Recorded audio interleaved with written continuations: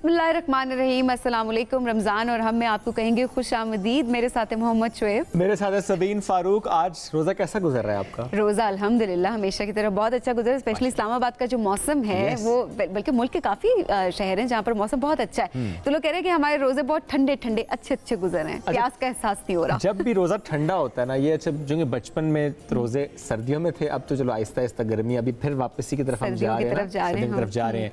तो मुझे याद है कि उस वक्त से हमारी रूटीन थी कि अगर मौसम ठंडा है तो अफ्तारी में डोडो सूप जरूर बनता था। अच्छा, डोडो सूप। एक बात बताएं, वो रहने दें आप जैसे आप डिशेस मुझे बता रहे होते ना मेहरान, ये कहाँ से लाते हैं इतनी डिशेस?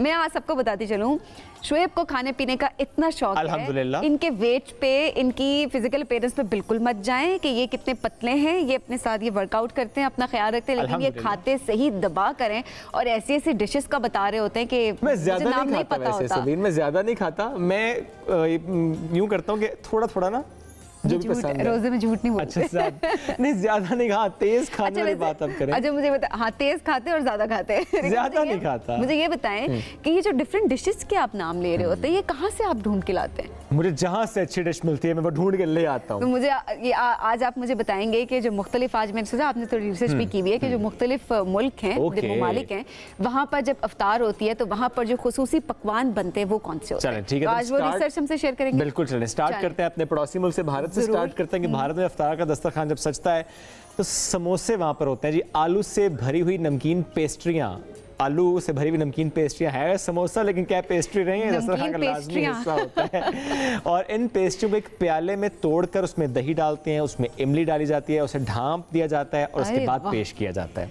ठीक है, ये तो हो गया इंडिया। ये तो इंडिया हो गया। मिस्र लेकर चलते हैं।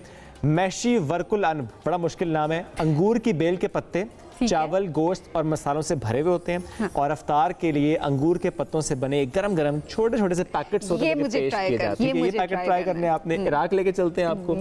इराक में अफ्तार का दस्तरखान, यहाँ की जो पसंदीदा डिश है, बड़ा मुश्किल नाम है, तबसी बाजिंजान, बैंगन का थाल है ये। और एक तरह से बैंगन के हवाले से जब देखते हैं कि बड़ा पसंद किया जाता है, तो इसमें बैंगन कोफ्ते, टमाटर, प्याज और लहसुन के तले हुए टुकड़ों से इसको बनाया जाता है। ये बेकिंग डिश है, एक तरह से इसको बेक किया जाता है और इसके बाद आलू के टुकड़ों से इसको ढांप कर रख दिया जाता है और उसके बाद ये डिश जो है फिर कुछ देखिए कितनी मुशाबहत भी है ना। अभी जब इंडिया को भी बताया कि हमारी कुछ डिशेज उससे मिलती हैं और इसी तरह से अभी जो आपने बैंगन का बताया ये कितना मिलता है, यहाँ पर भरता बनता है या डिफरेंट तरीके के बैंगन के पकौड़े कितने बनते हैं पाकिस्तान में? आगे बढ़ते हैं जनाब, ये तुमने बात कर ली। इसके अलावा जो हमारे पास मुल्क है वो है फ़लस्तीन, और फ़लस्तीन का जो अफ्तार मेन्यू है ये तब तक मुकम्मल नहीं होता जब तक दस्तरखान पर मकलूबा ना हो। अब मकलूबा क्या है? ये चावल की डिश है और इसमें गोश्त भी शामिल होता है। अब जरा आपको लेकर चलते हैं शाम, और शाम की जो अफ्तार है, ये मैं इवनिंग अफ्तार की नहीं, मैं शाम मुल्क की बात कर रहा हूँ। और इसके जो मशहूर तरीन डिश है महशी, इसका नाम है। इसमें घिया तोरी, बैंगन और अंगूर की बेल के पत्ते इस्तेमाल होते हैं। चावल, मसाला, गोश्त जो है ना, इसके कीमे से इसको भरा जाता है और फिर टमाटर की चटनी और पुदीने के जो खुश्क पत्ते हैं इनमें इसको पकाते हैं, तो फिर ये डिश तैयार होती है। वाह भाई वाह, जबरदस्त, मुंह में पानी आ गया। ठीक है, सूडान लेकर चलते हैं। सूडान में रमज़ान के लिए एक लाजमी डिश है असीदा। असीदा एक किस्म का हलवा है, गंदम के आटे से बनता है। बाज़ औक़ात इसमें मक्खन भी ऐड करते हैं, शहद भी ऐड किया जाता है और इससे जो है वो जो है ना खाया जाता है जनाब। स्टोव के साथ भी खा लेते हैं, जिसका जैसे दिल करे खाएं। जितने मजे का आपने बताया उसके इंग्रेडिएंट्स हैं, जितने मजे का हलवा है तो किसी भी तरह आप खा सकते हैं। मूड भी आपका खुशगवार हो जाएगा। खुशगवार होता है जी। उस मुल्क का खाना आप सुन रहे हैं, बेस्ट मीठा। तंजानिया लेकर चलते हैं, और हम तंजानिया में रमजान के लिए सबसे पसंदीदा डिश है वो उसे कहते हैं कीमात। अच्छा, ये आप सुनने वाली बात है। ठीक है। ज़ाफ़रान के जायके वाले चीनी के शरबत में ढके हुए कुरकुरे तले हुए मीठे पकौड़े, ये क्या है? अब सोचें, जिसे कहना इतना मुश्किल है, अनएक्सेप्टेबल है। इतना मुश्किल होगा। पकोड़े और वो भी मीठे हमारे लिए। हाँ। या शायद हम इसको ट्राई करें तो हमारे लिए एक नई चीज होगी और हम इसको शायद पसंद भी बहुत ज्यादा करें। अच्छा, खजूर के साथ भी खाते हैं? नहीं हो रहा, एक्सेप्ट नहीं हो रहा ना। ये खजूर के साथ भी खाते हैं या रात में खाने के बाद मीठे के तौर पर भी इसको पेश किया जाता है। ठीक है जी, यूएई लेकर चलते हैं आपको। यहाँ पे जरा आना जाना ज्यादा लगा रहता है आप लोगों का। सुरैद एक रिवायती इमराती डिश है, रोटी के टुकड़े और शोरबे, जैसे हमारे यहाँ सोबत बनती है, इस तरह की 2-3 डिशेस हैं हमारे भी, बाजोड़ में भी बनती होगी, बिल्कुल बनती है। तो ये उससे थोड़ी मिलती जुलती डिश है, ग़ज़ाइयत से भरपूर है। टमाटर से बना शोरबा, इसे सलोना कहा जाता है। इसमें गोश्त है, ज़रा यखनी है, मसाला है, गाजर है और आलू भी शामिल होते हैं। हम सालन कहते हैं, वो सलोना कहते हैं। फर्क सिर्फ इतना है, लेकिन फर्क सिर्फ जुबान का है, लेकिन टेस्ट का डिफरेंस है। टेस्ट का डिफरेंस यकीनन होगा, मसाले और रेसिपी डेफिनेटली डिफरेंट होगी। अब यमन लेकर चलते हैं इफ्तार के लिए जी। फ़िताता या फ़िताता, ये ज़रा मुश्किल सा नाम है इसका। ये मकबूल डिश है, लाजमी डिश है। घर की बनी हुई रोटी, गर्म दूध, यमनी घी या खालिस मक्खन और शहद से इसको तैयार किया जाता है। क्या बात कुछ मुल्क थे जबरदस्त, ये कुछ ममालिक थे जिन पे इनकी रिसर्च लेकिन जो आगाज हुआ था वो डोडो सूप से। ये बेसिकली गिलगित का सूप है जनाब। हुंजा में आप उस तरफ आप जाएं तो आपको बहुत ज़्यादा कॉमन मिलता है सर्दियों में। तो ये हम अगर मौसम ठंडा हो तो इफ्तार का हमारे घर का दस्तरखान जो उसमें भी ऐड। अब मुझे ये बताएं, ये गिलगित वाली डोडो सूप के अलावा जितनी डिशेस के आपने नाम लिए, कितनी आपने ट्राई किया? वैसे आधी ज़्यादा ट्राई की ना। मुझे याद है कि एक इवेंट हुआ था इस्लामाबाद में मुख्तलिफ एम्बेसीज का, तो इसमें उनकी इतनी रवायती डिशेज थी, तो वो सूडान हो या कोई और मुल्क, हमने तकरीबन तमाम डिशेस ट्राई की थी। अंदर आई एम फूडी। जबरदस्त, यू आर फूडी, फाइनली मान लिया, ठीक है। लेकिन ज्यादा नहीं खाता, उस पर मैं अभी भी कह रहा हूं, ज्यादा नहीं खाता। लेकिन आपने इन तमाम डिशेस में से कौन सी डिश ट्राई की है, हमें जरूर बताइएगा। जो हम बात करें स्पेशली ये जो मीठे पकोड़े थे, अगर आपने ये भी ट्राई किए हैं या आपको रेसिपी पता है तो आपने हमें जरूर बताना है और उसकी पिक्चर भी आप लेकर भेजेंगे अगर आपके घर में ऐसी कोई डिश बनती है या आप उन ममालिक से हमें देख रहे हैं। तो एक ब्रेक की तरफ बढ़ते हैं, वापस आएंगे, इस ट्रांसमिशन को आगे बढ़ाएंगे। Welcome back. सेगमेंट हाजिर है मज़ेदार रमज़ान, और आज आपके दस्तरखान पर क्या होगा इसकी बात करते हैं, यानी क्या हो सकता है। बिकॉज हमारे जो शेफ़ हैं समीन मुइज़, वो ये एक बात लाजमी करते हैं कि आपके घर में, आप किचन में सब कुछ मिल जाएगा, कहीं बाहर शहर जाने की आपको ज़रूरत नहीं है। जो चीज़ आपने ऐड करनी है आपकी मर्जी है, चीज़ डालनी है नहीं डालनी, इट्स अप टू यू। अच्छा गाय अपने लिहाज से सारे मसाले उसमें ऐड करें और अपने हिसाब से चीज़ बनाकर एंजॉय करें, और कोशिश करें कि बेशक उसको फ्रीज भी कर लें, ताकि बाहर का खाना जो आप फ्रीज करने की कोशिश करते हैं वो ना हो, घर का साफ सुथरा खाना हो। तो समीन ने हमें ज्वाइन कर लिया। समीन अस्सलाम वालेकुम। अस्सलाम वालेकुम शुएब, अस्सलाम वालेकुम सबीन, आप कैसे हैं? उम्मीद करती हूँ खैरियत से होंगे। बहुत शुक्रिया इस सेगमेंट के लिए। समीन, आज की डिश क्या है, क्या बनाने जा रही है? अच्छा जी, आज हम बना रहे हैं बहुत ही मज़ेदार सी रेसिपी। मेरा फुल मकसद ये है इस प्रोग्राम के थ्रू आप लोगों को आइडियाज़ दे सकूँ, बता सकूँ कि क्या क्या वेरिएशन हो सकती हैं इफ्तारी के मेन्यू में। घर में वो तमाम चीज़ें जो मौजूद होती हैं, हम किस तरीके से उसको यूटिलाइज़ कर सकते हैं, हम किस तरीके से उसको बना सकते हैं। आज हम बना रहे हैं ब्रेड पिज़्ज़ा एग के साथ, यानी कि अंडों के साथ। अब देखिए, अंडे भी हर घर में मौजूद होते हैं और ब्रेड भी मौजूद होती है, पर बनाएंगे कैसे, तो उसके लिए हम रेसिपी स्टार्ट करते हैं। सबसे पहले हमने जो है वो पैन को करना है गरम, और उसमें हमने डालना है 2 टेबलस्पून के करीब ऑयल, ताकि हम जो पिज़्ज़ा की जो फिलिंग है उसको हम तैयार कर सकें। जैसे ही हमारा ऑयल जो है वो गर्म होगा, उसमें मैं ऐड करूँगी तकरीबन 1 टीस्पून के करीब गार्लिक चॉप्ड, ठीक है। अच्छा, चॉप्ड गार्लिक जो है वो मेरा फेवरेट इंग्रेडिएंट है, और आपको सुनकर ये बड़ी हैरानी होगी कि गार्लिक के चॉप्ड पेस्ट दोनों के फ्लेवर में फ़र्क होता है, ठीक है। तो मेरा जो फेवरेट फ्लेवर आता है वो चॉप्ड गार्लिक से आता है, आप चाहें तो आप पेस्ट भी इस्तेमाल कर सकते हैं। अच्छा जी, जैसे ये हल्का सा पॉपिंग करना शुरू होगा, यानी कि इसमें हल्के हल्के से जो है वो कहना चाहिए कि पकना शुरू होगा और मुझे खुशबू इसकी आना शुरू होगी, उस टाइम पे मैं ऐड करूँगी सॉसेजेस। मेरे पास ये कटे हुए रखे हुए हैं sausages. It's completely up to you, ये आप यूज़ करें या ना करें, लेकिन इस रेसिपी के लिए ये बहुत आइडियल है। स्मोकी फ्लेवर इसके अंदर होता है, और सबसे बड़ी बात ये कि बहुत मज़े का टेस्ट देगा ये आपको अंडों के साथ। और तीसरी बात ये है कि ये ऑप्शनल है, नहीं है तो मत इस्तेमाल कीजिए, बट ये थोड़ा सा पानी छोड़ते हैं, तो इसलिए मैं ये चाह रही हूँ कि इसका जो पानी है वो ड्राई हो जाए, और मैंने उसकी वजह से सबसे पहले ऐड किए हैं सॉसेजेस, ठीक है। ये इसको हम हल्के से सौते करेंगे ताकि जो भी इसका एक्सेस वाटर है वो ड्राई हो जाए। हल्का सा मैं फ्लेम अपनी जो है वो करूँगी कम। अच्छा, जैसे ही सॉसेजेस हमारे पकना शुरू होंगे तो घुमाते रहना है आपको, ताकि ये जले नहीं। खुशबू मुझे बड़ी अच्छी सी आ रही है। मैंने ऐड करना है अनियन को भी हमने बिल्कुल हल्का सा पकाना है। ये मैं चीज़ें पका इसलिए रही हूँ, नॉर्मली आपने देखा होगा कि रेसिपीज़ के अंदर इस तरह की चीज़ें पकती नहीं है। मैं पका इसलिए रही हूँ कि ब्रेड जो है ऑलरेडी पकी हुई होती है, तो जो कच्चा फीलिंग है वो ना आए, उसकी वजह से मैं ये चीज़ें पका रही हूँ। अब हम ऐड करेंगे बॉयल अंडे, तकरीबन ये 2 से 3 जो हैं वो बॉयल अंडे हैं। वो हमने ऐड किया और फिर उसके बाद मैंने इसको दोबारा से एक अच्छी सीधी मिक्सी मतलब सौते किया ताकि हमारी जो सारी चीज़ें हैं वो इनकॉर्पोरेट हो जाएं। और उसके बाद मैं इसमें ऐड करूँगी मशरूम्स भी कम्प्लीटली ऑप्शनल हैं, आपके घर में मौजूद हैं तो आप डाल सकते हैं, नहीं है तो मत डालिएगा।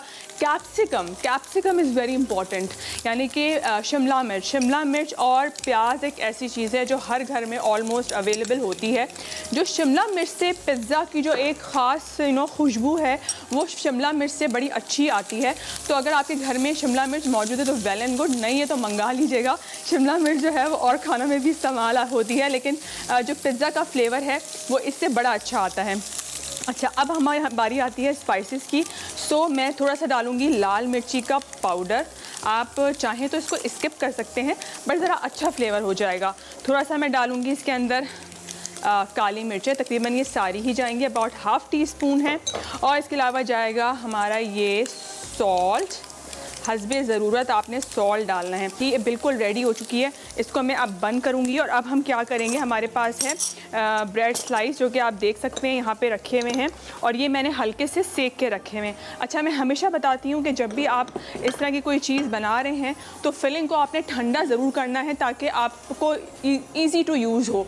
गरम फिलिंग को किसी भी चीज़ के अंदर डालने में ऑब्वियसली थोड़ी सी मुश्किल होती है। अब जैसे ये ब्रेड है मैंने सेक के रखी हुई है, आप चाहें तो इसको टोस्टर में भी सेव कर सकते हैं, मतलब सेक सकते हैं, नहीं तो आप पैन के ऊपर हल्का सा घी ब्रश कीजिए या बटर ब्रश कीजिए, इसको अच्छा क्रिस्पी सा सेक लें। मेरे पास क्योंकि टाइम की होती है शॉर्टेज तो इसलिए मैंने इसको सेक के रखा हुआ है। अब मुझे करना क्या है, पिज़्ज़ा सॉस कोशिश कीजिए घर में अपने तैयार रखें, बड़ा आसान इसकी रेसिपी है, बहुत आसान रेसिपी से मैं बनाती हूँ।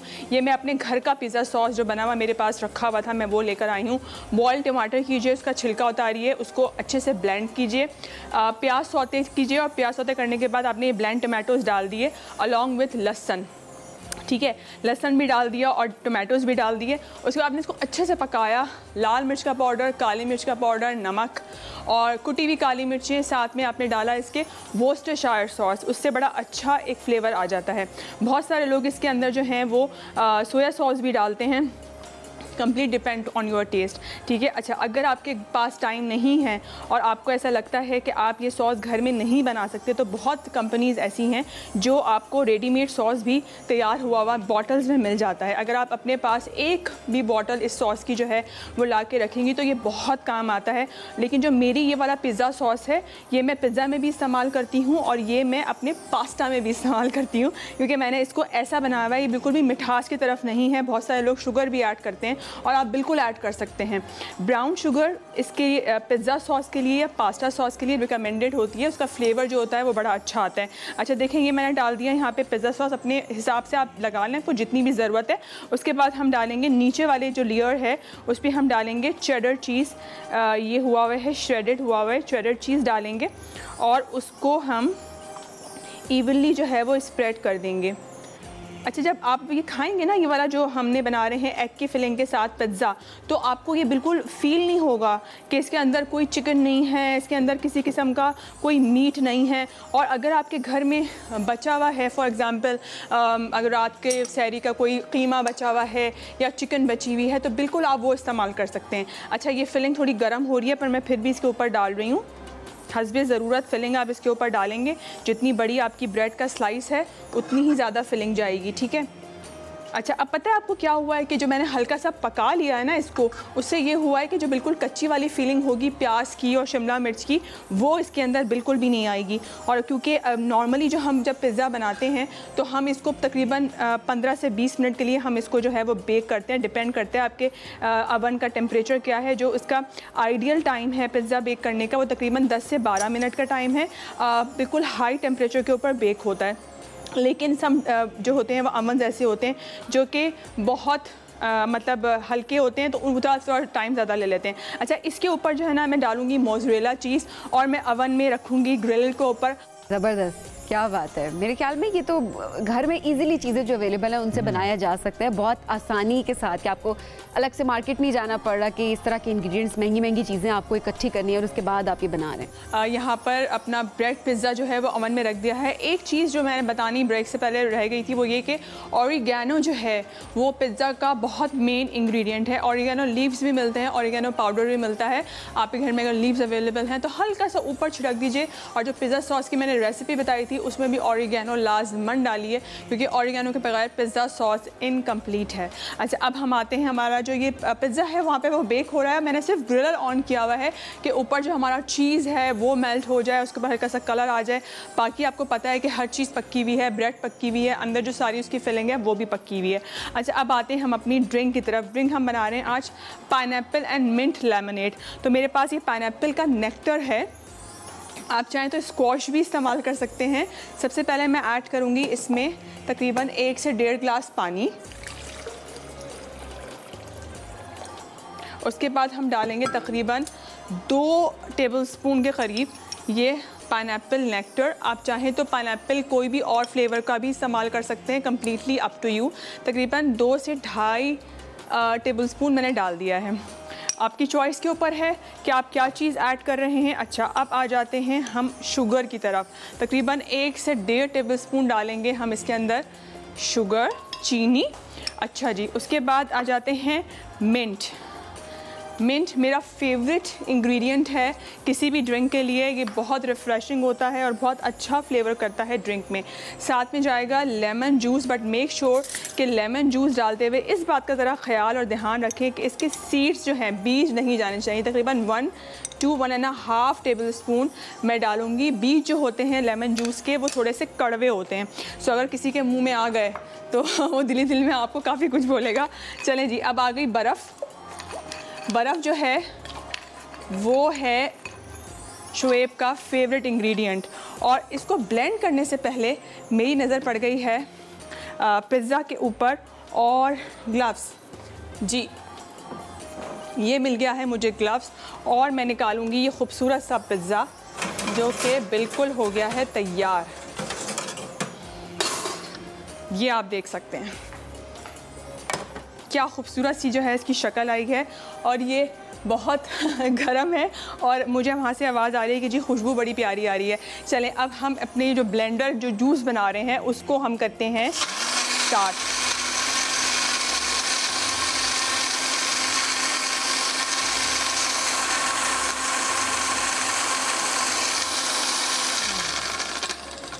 अच्छा, जितनी भी इस किस्म की ड्रिंक्स होती हैं, अगर घर में मैं बनाती हूँ, और मैं सबको ये बताती भी हूँ नॉर्मली अपने शोज़ में, कि जो आप लोग ड्रिंक बनाते हैं अगर उसके अंदर फ्रेश फ्रूट का भी जो है वो आप उसके अंदर थोड़ा सा। अच्छा, एक और मेन इंग्रेडिएंट जो हमारा रह गया था वो है ये सोडा वाटर। आप इसको ऐसे ही पहले डालिए अपने ग्लासेस में और फिर डालिए आप ये ज़बरदस्त सी जो है पाइनएप्पल ड्रिंक वो डालिए।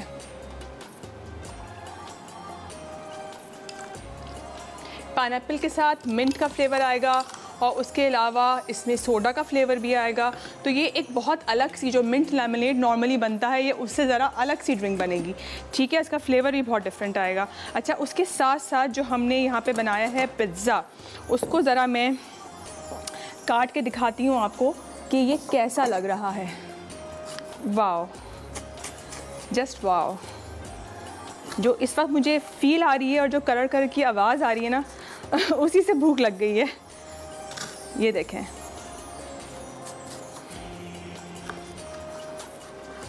चलें जी, ये बेहतरीन सा पिज़्ज़ा जो है आपका तैयार हो गया है। ये है हमारी सर्विंग प्लेट, यहाँ पर आ गया ये पिज़्ज़ा।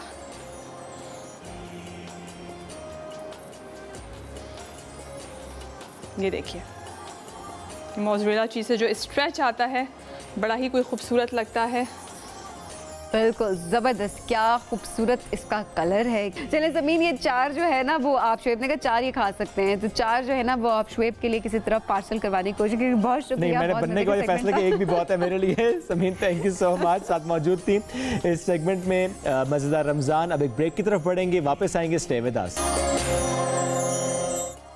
रमज़ान और रम में एक बार फिर खुशामदीद कहेंगे। अच्छा, सभी हम डेली बात करते हैं कि रमज़ान में जिस तरह हम देख रहे हैं कि मुख्तलिफ शहरों में आटा, फ्री आटा, डिस्ट्रीब्यूशन पॉइंट्स, बदनज़मी के वाक़यात रिपोर्ट होते हैं, लोग परेशान हैं। तो यही देखने के लिए और नाज़रीन को दिखाने के लिए कि वहाँ पर क्या हालात हैं, कितने लोग परेशान हैं, हम एक सेंटर में गए, आपको लेकर चलते हैं।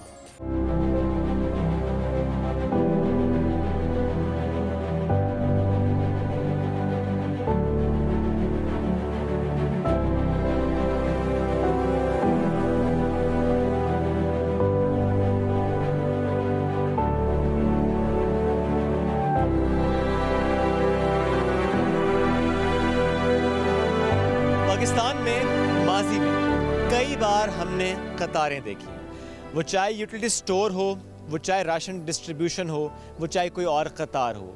लेकिन ये रमज़ान पाकिस्तान की तारीख़ का मुश्किल तरीन रमज़ान, ये जो कतार आप देख रहे हैं, ताहद्दे निगाह ये कतार है और ये कतार अभी पता नहीं कितने घंटे और ऐसे ही रहेगी। बहुत से ख़वातीन बच्चों के साथ, बूढ़ी ख़वातीन भी आई हुई हैं और ये कतार है जो मुफ्त आटे के हुसूल की कतार है। ये जाएंगे, शामियाना लगा हुआ, अंदर बैठ जाएंगे, न जाने कितने घंटे लग जाएंगे, फिर आगे जाएंगे काउंटर के पास, अपना ID कार्ड दिखाएंगे, वहाँ फ़ैसला होगा आप इस आटे के अहल हैं या नहीं है। जो अहल है वो खुशी खुशी आटे का थैला लेकर घर जाएगा, चंद दिन बाद दोबारा आएगा, दूसरा थैला ले जाएगा। लेकिन वो ख़वातीन, वो बुज़ुर्ग, वो लोग जो यहाँ पर आए हैं उस उम्मीद के साथ, आस के साथ कि आटा लेकर जाएंगे, जब उन्हें ये मालूम होगा कि आप अहल नहीं हैं, वो जो ख्वाब देख कर आए थे उस आटे के थैले का, मायूस होकर चले जाएंगे। बहुत से शहरों में हमने क्या देखा, भगदड़ मचने के वाक़यात देखे हैं, ज़ख्मी होते लोग देखे हैं। आटे का असूल इतना मुश्किल क्यों हो गया, इस मैकेनिज़्म पर हम बात करते हैं, लेकिन आहिस्ता आहिस्ता कुछ मैकेनिज़्म बेहतर होने की खबरें भी आई हैं। तो आज ज़रा देखते हैं कितना बेहतर हुआ है। जो रिपोर्ट होता आया, इसके बाद इंतज़ामिया कितनी हरकत में आई है, कितना फैसिलिटेट किया जा रहा है, कितने घंटे लगते हैं 10 किलो आटे का थैला हासिल करने में, इसकी बात भी करेंगे। और जो लोग नाअहल हैं, यानी आटा नहीं ले सकते, सिस्टम में उनके हवाले से ये आता है, वो क्या कहते हैं, कितने परेशान, कितने उदास होकर जाते हैं। जो घर से कह के आए थे जा रहा हूँ या जा रही हूँ आटे का थैला लेने के लिए, लौट के गए घर तो आटा नहीं था पास। उन सबसे बात करेंगे, रहिए मेरे साथ।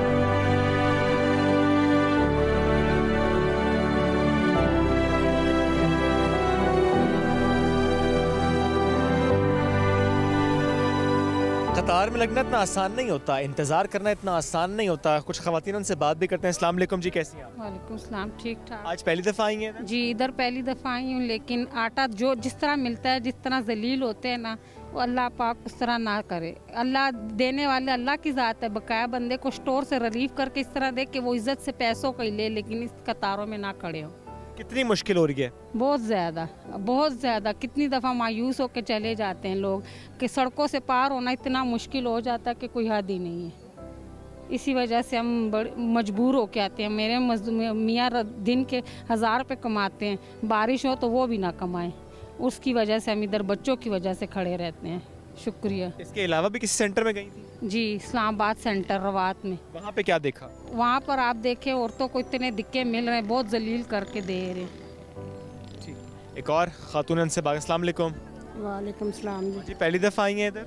जी, 3 परसों होके गए हैं, सानू आटा नहीं मिला थी, ना मुझे मिला, ना मेरे मियाँ को मिला, ना मेरे बेटे को मिला। क्या कहते हैं जी? कहते हैं तो शनाख्ती कार्ड लेने है। तो आपने उसके लिए क्या किया फिर? कुछ भी नहीं किया जी। एंट्री वाल जाओ तो उधर भी होके गए, तो उन्होंने। कहाँ गए थे आप? बेनजीर के दफ्तर। वो क्या कहते हैं? जी, उन्होंने भी नहीं किया, साइन करके दिते नहीं दिए उन्होंने? नहीं दिए उन्होंने। आटा नहीं मिल रहा? आटा नहीं इधर मिल रहा।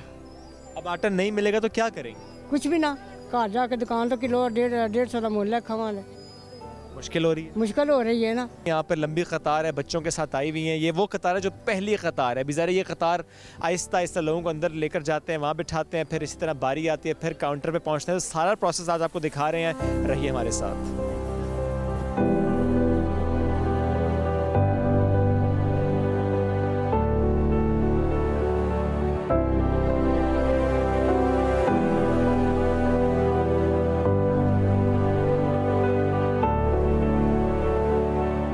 बुजुर्ग यहाँ पर मौजूद है, उनसे पूछते हैं कितनी देर हो गई इस कतार में। आप तो कतार से बाहर फिर रहे हैं। नहीं तो कतार में तो अपनी जिंदगी तबाह करो। कतार में तो अपनी जिंदगी तबाह करने वाली बात है। अब ये बाबे को आटा मिलेगा तो ये किधर लेकर जाएगा? अभी तो अवतार का टाइम होने वाला है। ये जो आखिरी बंदे का नंबर आएगा तो वो अवतार का टाइम होगा। ये तो वैसे वो एक ढोंग रचाया हुआ है, एक मसला बनाया हुआ है। वो लेडीज देख लो जरा, उस तरफ कैमरा पे रहो, उधर लेडीज देख लो कि ये क्या हालत है। Is it the right way? वो जो 650 रुपये का थैला मिल रहा था वो फ्री से बेहतर था, आसानी से मिल रहा था, बजाय इसके कि वो उसको बंद किए और उसको 1220 पे दुकानों पे अभी मिल रहे हैं। तो इनको ये करना चाहिए कि वो आटा सस्ता करे, फ्री बिल्कुल न दे। मेरे तो वज़ीर आज़म पाकिस्तान शहबाज शरीफ को ये पैगाम है कि आटा फ्री ना दे, बिल्कुल इसको सस्ता करे। दूसरी बात यह है कि यहाँ पे घपले भी चल रहे हैं, लोगों से कार्ड लेके उनको एक थैला दे रहे हैं, बाकी दो के लिए जब वो जहमत करके आते हैं कहते हैं कि आपने ले लिए। तो ये चीज़ बंद होना चाहिए। एक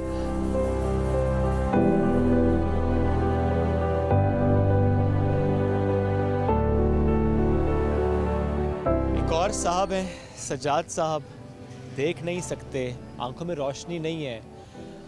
जो हम यहाँ देख रहे हैं, जो लोग यहाँ पर देख रहे हैं, ये वो नहीं देख सकते। लेकिन फिर भी क्या महसूस किया उन्होंने? आए थे, आटा मिल गया है, लेकिन उनकी कहानी कुछ और है। उनसे पूछते हैं, कैसे हैं आप? जी जी ठीक ठाक। आप आए, आपको आटा मिला, लेकिन फिर भी आप परेशान हैं, क्यों? जी क्योंकि महंगाई बहुत ज़्यादा है, आपको पता है, अखराजात कम होते हैं, तो इसी वजह से आटा मिल रहा है तो चाहिए हर एक को मिले। हम ये नहीं कहते कि हमें ही साहब मिले, किसी और को भी मिलना चाहिए, मगर ये कि जो तरीक़ाकार है उसके हिसाब से चलना चाहिए। अच्छा, आपको आटा मिला, लेकिन आप अपनी वाइफ का भी आईडी कार्ड लाए थे? जी जी, मैं उनका भी लेके आया हूँ, मुझे नज़र नहीं आता। मैंने कहा यार अगर इनका भी अहल होता है तो आप कर दें, नहीं होता तो आप मुझे बता दें कि भाई धक्के ना दें। चेकमेंट धक्के दिए आपको? जी जी सर, धक्के दिए उन्होंने। कहा वो छोटे भांजे को धक्के दिए, लड़ाई करने शुरू करा, डंडा मारना शुरू करने लगा था। मगर ये इंसानियत तो नहीं है ना। ये तो बहुत ही गलत, इसे कंडेम करना चाहिए कि ऐसा रवैया बिलखुसूस लगे स्पेशल। ये पुलिस वाले थे अंदर, कौन था? मैं मुझे पता नहीं है। आपको नहीं पता? आपको नहीं पता, लेकिन आपके साथ जो लोग यहाँ पुलिस वाले थे, मुझे इस चीज़ का पता नहीं है।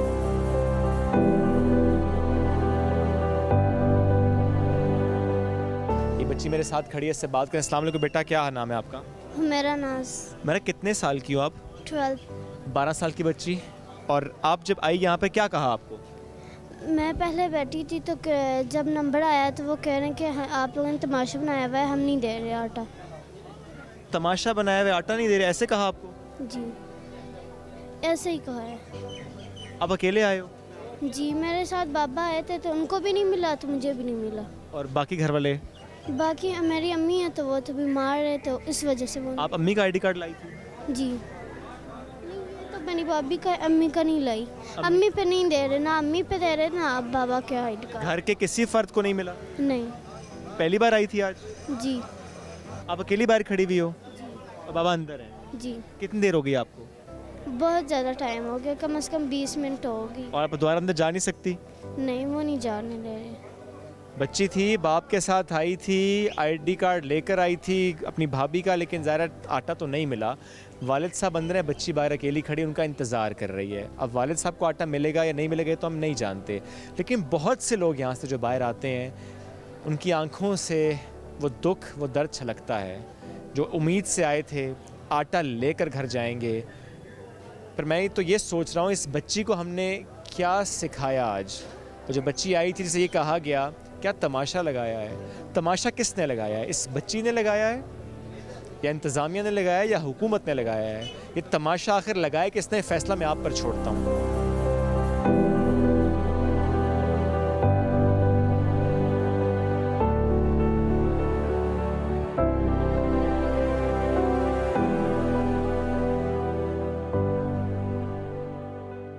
ये वो हालात हैं जो आज हमने देखे हैं कि वहाँ बुज़ुर्ग भी हैं तो परेशान हैं, ख़वातीन भी हैं तो परेशान हैं। जिसको आटा मिल जाता है वो खुशी खुशी जाता है, लेकिन सबीन वो बच्चे, बिल्कुल जो आखिर में बच्ची से हमने बात की, छोटी बच्ची 12 साल की, और इसके अलावा भी जो बुज़ुर्ग जो लोग वो यही कहते हैं, जो हम बात कई दिनों से कर रहे हैं कि मैकेनिज़्म चेंज हो सकता और होना चाहिए लोगों को लाइन में खड़ा करना, उसके बाद उनको एक आटे का थैला देना, और मिल भी नहीं रहा फिर कई लोगों को, मिल भी नहीं रहा कुछ लोगों को, वहाँ जाते हैं उनको पता चलता है वो एलिजिबल नहीं है, जो हम साथ साथ प्रोग्राम में भी बात करें। तो सिस्टम अभी भी बदलने की ज़रूरत है, और डेफिनेटली जब तक सिस्टम नहीं बदलेगा तो हम तो अवाम है, अवाम को रिप्रेजेंट करें, हम इसके बारे में बात करते रहेंगे, क्योंकि लोगों की इज्जत नफ्स मजरूह होते देखना ये किसी को गवारा नहीं है। और इसमें सभी ने एक बड़ी अहम बात की, एक शख्स ने ये भी कहा कि ये जो सस्ता, जो मुफ्त आटे की बात करते हैं, इसको छोड़े भाई, सस्ता आटा करें, चीजें सस्ती करें, मुफ्त छोड़ें, लाइनों में लगाना छोड़ें, सस्ता करें, ये काम है हुक्मरानों का। वैसे ये वाला जो एक सोल्यूशन है, शायद ये बेहतर है कि आप उसको सस्ता कर दें, ताकि कोई अगर थोड़े से पैसे देकर भी ले रहा है तो वो कम से कम वो रिस्पेक्टफुल फील करे, वो जाएगा दुकान से ले लेगा, उसको इज्जत मिल रही है, वो खरीद रहा है वहां से जाके। बिल्कुल। एक ब्रेक की तरफ बढ़ते हैं, रमजान हम में वापस आएंगे, स्टे विद अस।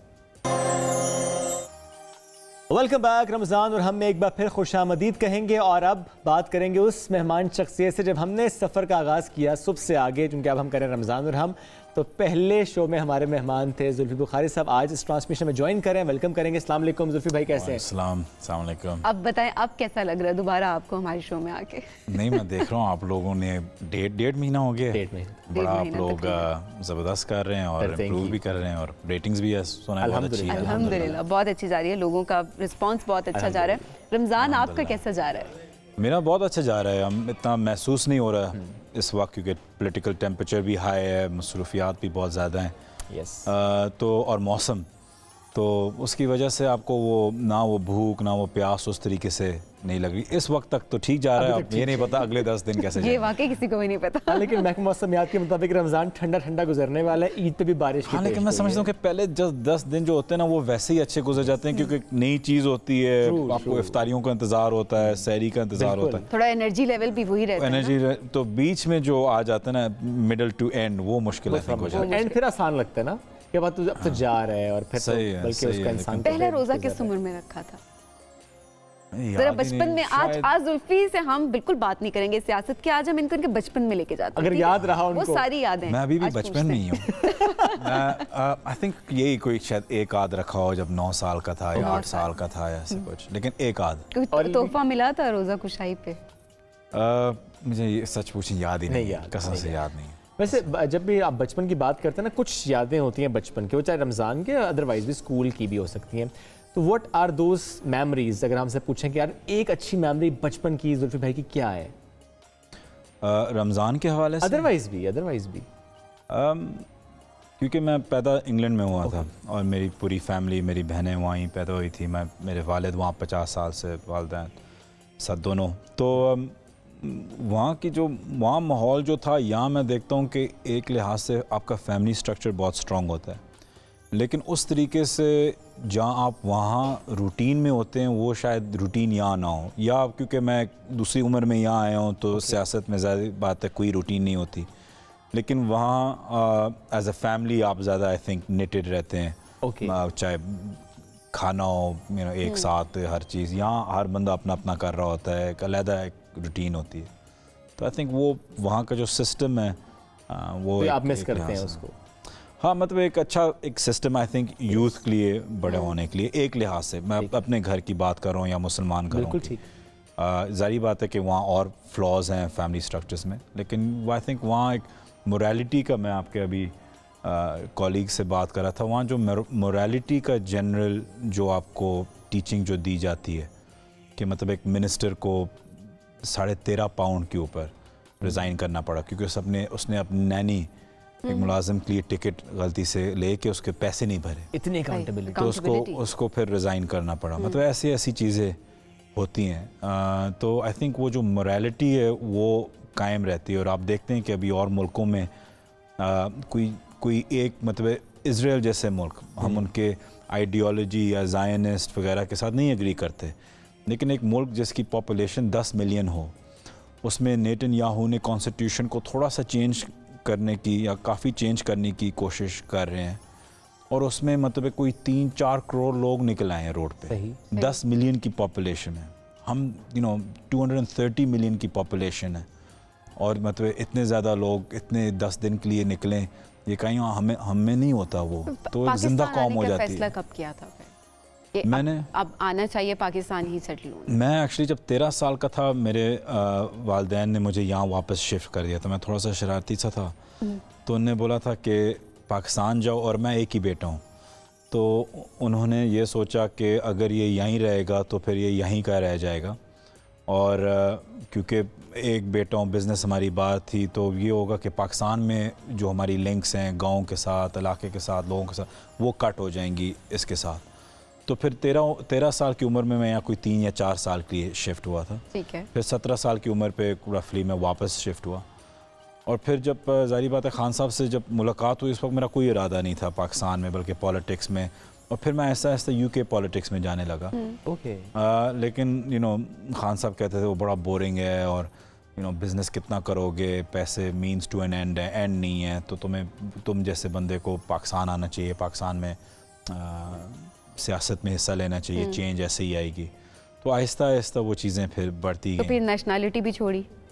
नेशनैलिटी भी छोड़ी। एक्चुअली जब मैं यहाँ आया था, मैं सिर्फ एक छोटा सा बैग लेके आया था, क्योंकि खान साहब ने बोला था उम्रा करने के लिए। तो सिवाय मौज़े और कोई चीज़ जो शॉर्ट कमीज़ में यहाँ पहनता हूँ ज़्यादातर, तो मैं और कोई चीज़ ले के भी नहीं आया। तो जब मैं यहाँ पहुँचा, कोई I think April, end of March, end of April था, तो वो हुकूमत का आखिरी 2-3 दिन थे, नून लीग की हुकूमत थी। उन्होंने मुझे फिर, एहसन इकबाल ने मुझे फिर ब्लैक लिस्ट पे किसी चीज़ पे डाल दिया।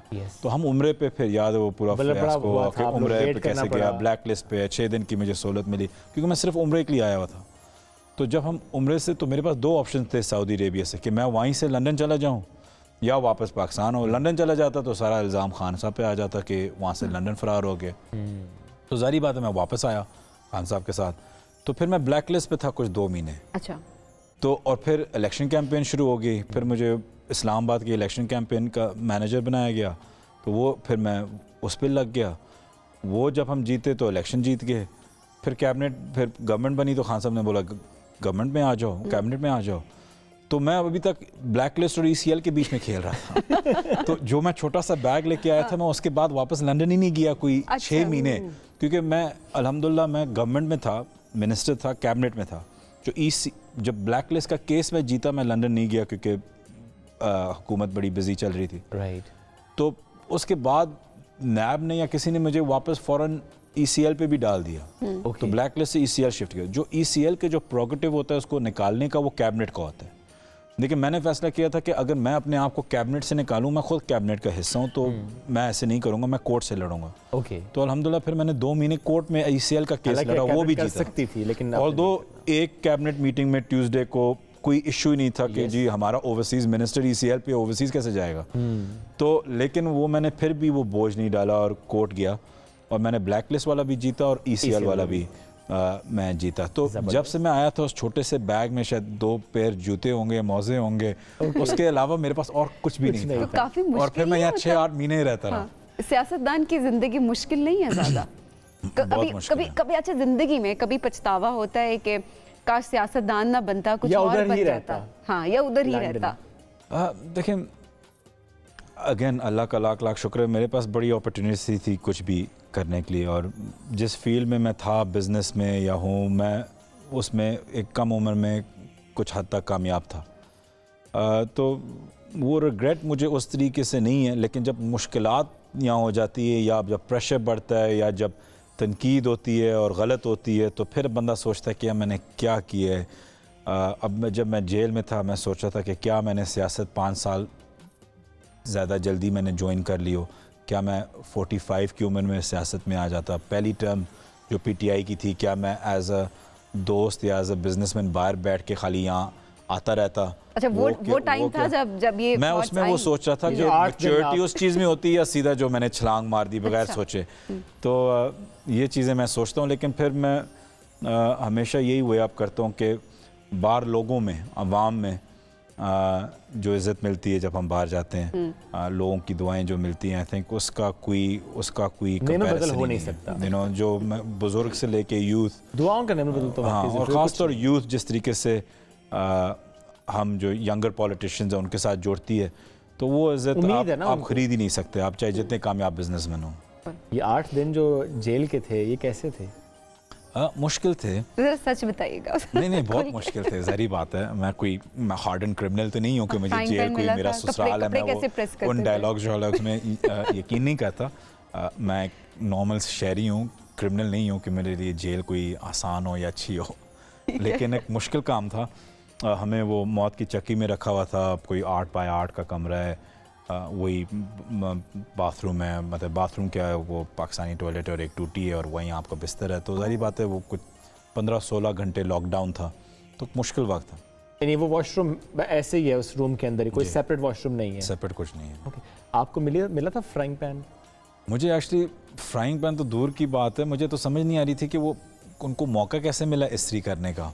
मुझे वही नहीं सोचा, तो उनको ऑब्वियसली कोई क्लास बी या कोई बेहतर सूरत में रखा गया होगा। अच्छा, आपने एक उम्रे का जो जिक्र किया जिस वक्त ECL में नाम था आपका, ब्लैक लिस्ट में नाम था सर, और उस वक्त मैंने सुना कि बड़ा शुगर लगा हुआ था। खान साहब को नहीं पता था कि आपका नाम है, आपकी वजह से हम रुके हुए हैं, आपकी वजह से नहीं जा रहे। नहीं, हुआ ये कि एक तो आपको पता है कि खान साहब थोड़े से इम्पेशेंट हैं, वो किसी का इंतज़ार या वो मतलब तेज़ी से चलते हैं, तेज़ी से आते हैं, तेज़ी से जाते हैं। तो हम वहाँ बैठे हुए हैं लाउंज में, तो काफ़ी देर गुजरी और पता नहीं चल रहा कि पासपोर्ट नहीं आ रहे और ये वो, और हम जा रहे थे प्राइवेट पे, तो अलीम खान साहब भी मेरे साथ थे, तो वो साथ बैठे हुए थे मेरे लेफ़्ट पे। तो खान साहब कहते हैं क्या किसकी क्या जल्द क्या रुकावट है, चल निकलें क्यों नहीं। मैं भी सोचूं तो वो एक प्रोटोकॉल ऑफिसर आके विस्पर करता है ओन चौधरी साहब को या अलीम खान को कि वो कोई किसी के पासपोर्ट पे मसला है, कोई ब्लैक लिस्ट या इसी ब्लैक लिस्ट का कोई मसला है। तो मैंने अलीम साहब की तरफ देखा, उनको कोई केस उस वक्त चल रहा था, तो मैंने उनकी तरफ देखा, अलीम भाई फड़े गए हैं आप। और ये नहीं पता चला था कि मैं हूँ, तो बाद तो ये था।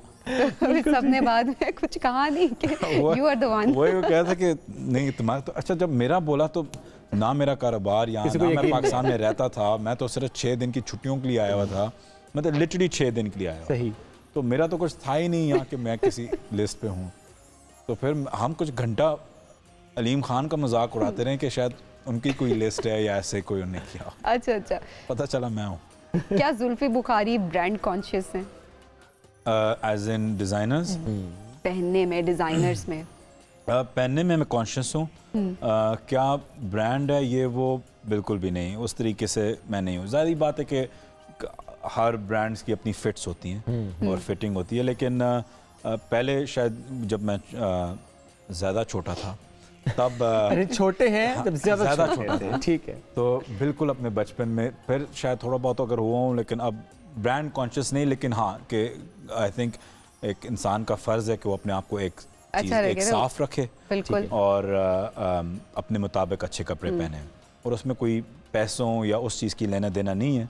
मतलब हमारी एक दीन में भी है कि क्लेंजीनेस, बिल्कुल ऐसे ही, तो आपने अपने आप को साफ रखना होता है। अभी आप छोटे हैं, पहले आप बहुत छोटे थे। वैसे शादी की सही उम्र क्या होती है आपकी नज़र में? बहुत छोटा या ज़्यादा छोटा? बड़ा के क्या उम्र है? बहुत बड़ा। कितना बड़ा? आई थिंक अब आप बहुत छोटे हैं। आप उस तरफ अभी शादी हुई भी? मेरी हुई भी है सर। तो ऐसा आप भी मारे हैं वो बेसिकली। आई थिंक अब जिस किस्म का, आई थिंक एवरीथिंग डिपेंड्स का आपका माहौल क्या है। ओके। आई थिंक कई लोगों के जो बाहर जो लड़के या लड़कियां जो इंडिपेंडेंट होती हैं उनको ज़्यादा टाइम आई थिंक चाहिए होता है शादी को ऑब्जॉर्व करने में, अंडरस्टैंड करने में। आई थिंक जो हमारे जो दही इलाके हैं, जो थोड़ी सी मोर कंजर्वेटिव फैमिलीज़ हैं, आई थिंक वहाँ ज़्यादा एक रवाज है कि ज़्यादा जल्दी हो जाए। तो आई थिंक हर चीज़ कोई फिक्स्ड फास्ट माहौल के और कोई फिक्स्ड फास्ट रूल नहीं होता। आपको कितना टाइम चाहिए? एक घर में अलग-अलग रूल्स होते हैं। आपको भी कितना टाइम चाहिए उतना बड़ा होने? ज़्यादा बड़ा होने का? मैं कितना वक्त बाकी है ज़्यादा बड़े होने में? मैं आई थिंक 10 साल में मैं बड़ा हो जाऊंगा। 10 साल? 10 साल बाद शादी करेंगे। नहीं समझे है ना? एक जुमला और, अलीम खान साहब हो, जहांगीर तरीन साहब हो, खान साहब से दूर हुए, कोशिश अभी भी होती है ना करीब लाने की, या बस छोड़ दिया है इस मामले को? नहीं, आई थिंक देखें, आई थिंक वो चीज़ें बहुत आगे चली गई। और अलीम खान तो खुल के बाहर आए और उन्होंने चीज़ें ऐसी बोली हैं जो नामुनासिब थी, जो सारी बातें खान साहब पे अटैक हुआ, तो उनको आई थिंक वहाँ बहुत ज़्यादा दूरी है। ओके। और जहांगीर तरीन के साथ नाम मैंने कभी कोई रिसेंटली बात की है, ठीक है, मेरी कोई गपशप नहीं है। और जो उनका जो मेन मसला था वो तो उनका केस का था। अच्छा, अब मैं कोई लॉयर नहीं हूँ कि मैं क्या बोलूँ कि उस केस में वो जो दोस्ती खान साहब की और जहांगीर तरीन साहब की थी, उसकी मिसालें तो सोशल मीडिया पे हमें सबसे ज़्यादा नज़र आ रही होती थी कि किस तरह से फूलों की पत्तियाँ, जब खान साहब प्राइम मिनिस्टर बने थे, तो वो दोस्ती, वो बॉन्डिंग क्या बरकरार है या अभी भी है, कुछ अनबन है? अनबन तो है, लेकिन आई थिंक अनबन तो बिल्कुल है, मतलब आई डोंट थिंक एनी कोई कांटेक्ट है, बिल्कुल ही। ठीक है, तो ये है। खान साहब अगर पावर में आते हैं, पहला काम आपके ख्याल में वो क्या करेंगे? साद रफीक साहब कहते हैं कि हमें नहीं छोड़ेंगे। बिल्कुल सही सोचते हैं। अच्छा, देखें, बात ये है कि हमारी अगर एक वीकनेस रही हमारी गवर्नमेंट में, वो थी कि हम अकाउंटेबिलिटी पे, कि हम सही उस पर फोकस करें।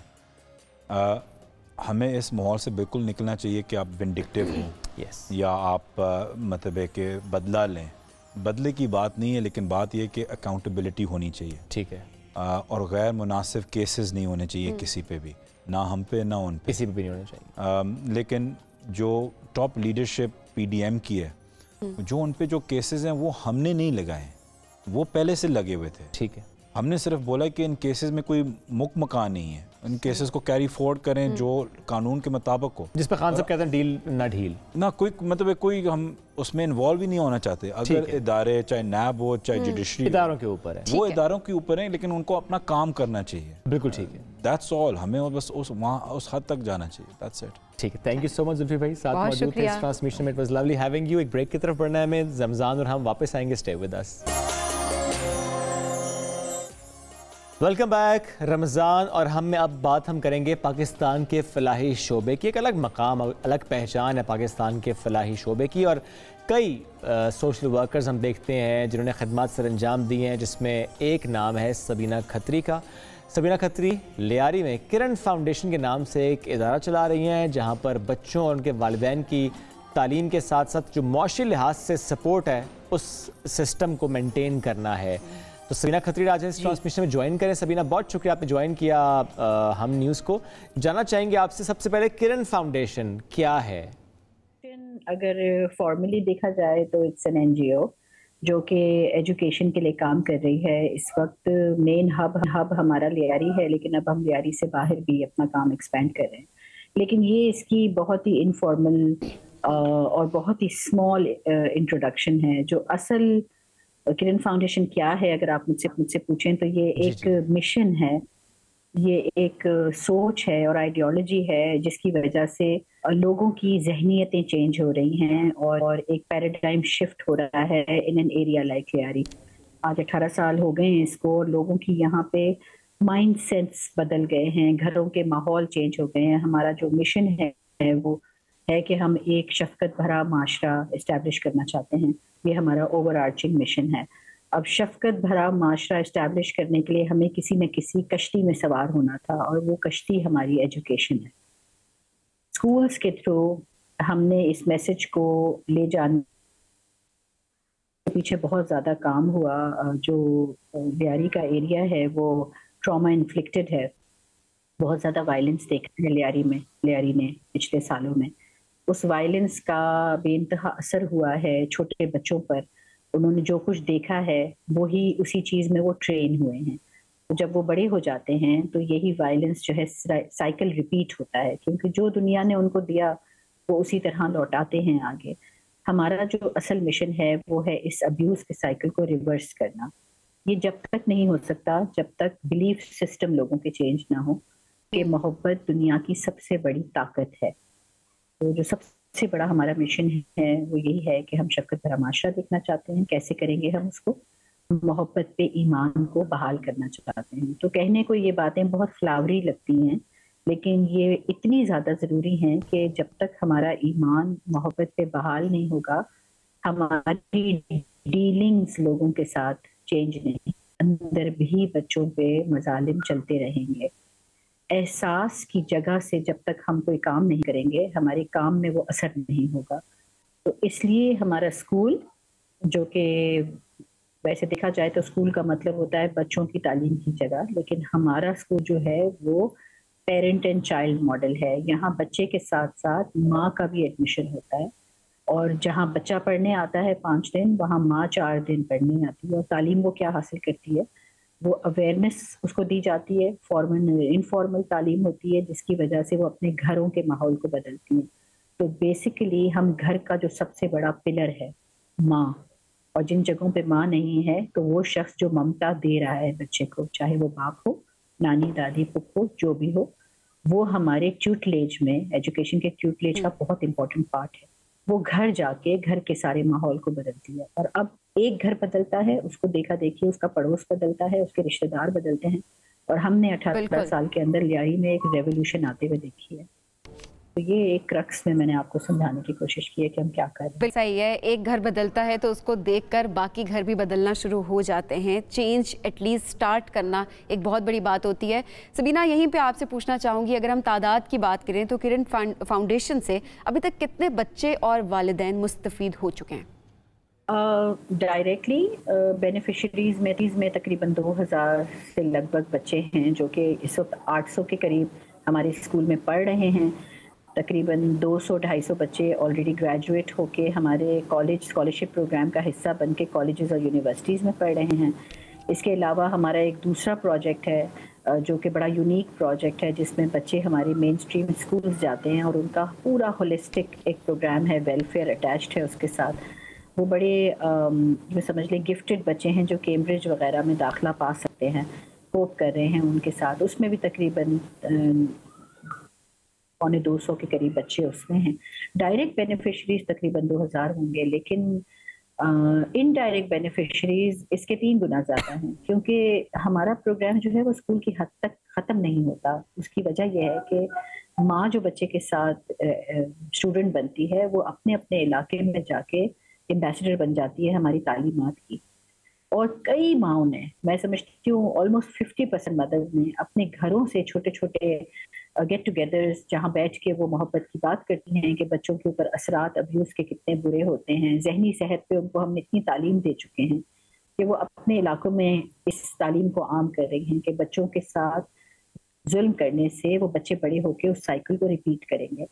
और अब मैं हर दूसरे तीसरे दिन किसी ऐसे शख्स से मिलती हूँ यहाँ मेरे इदारे में जो मुझसे सिर्फ मिलने के लिए इसलिए आते हैं कि वो स्कूल का ऑफिशियल पार्ट बेशक नहीं है वो बच्चे, लेकिन वो आके मुझे बताते हैं कि हम आपके स्कूल में रजिस्टर्ड तो नहीं हैं, लेकिन आपकी तालीमात हमारे घरों तक पहुँच गई है। तो ये तो जो इनडायरेक्ट बेनिफिशरी हैं वो तो मैं काउंट ही नहीं कर सकती, लेकिन मुझे लियारी के अंदर एक रेवोल्यूशन दिखने लगी है। लोगों का अप्रोच, लोगों का अंदाज बात करने का, घरों में रहने का, बच्चों के साथ ट्रीटमेंट का, वो बहुत बदल गया है। यहाँ तक कि लियारी के जो स्कूल्स हैं उनमें भी तब्दीली आनी शुरू हो गई है। और मैं बहुत अल्लाह का शुक्र अदा करती हूँ कि अब लोगों को ये समझ आने लगी है कि बच्चों को ट्रीट कैसे करना है। माशाल्लाह। और सबीना जी, ये ज़रूर बताइएगा, जब किरण फाउंडेशन की हम बात कर रहे हैं, आपने कुछ जिक्र तो किया, लेकिन ये माली, समाजी और उसके साथ जज्बाती सपोर्ट ये कैसे किया जा रहा है? देखिए, मैंने जो आपको अभी बताया कि हम उनको होलिस्टिकली लेकर चलते हैं, सोशल, इमोशनल, फाइनेंशियल और एकेडमिक, सारे जाविये हमने हर तरफ से उनको मदद दी है, सपोर्ट दी है। लेकिन at the end of the day हम उनको हमारे ऊपर डिपेंडेंट नहीं करना चाहते, हम उनको एम्पावर करना चाहते हैं। तो हम उनको अवेयरनेस प्रोवाइड करते हैं और फिर सिर्फ फैसिलिटेट करते हैं ताकि वो अपने पाँव पे खुद खड़े हो जाएं।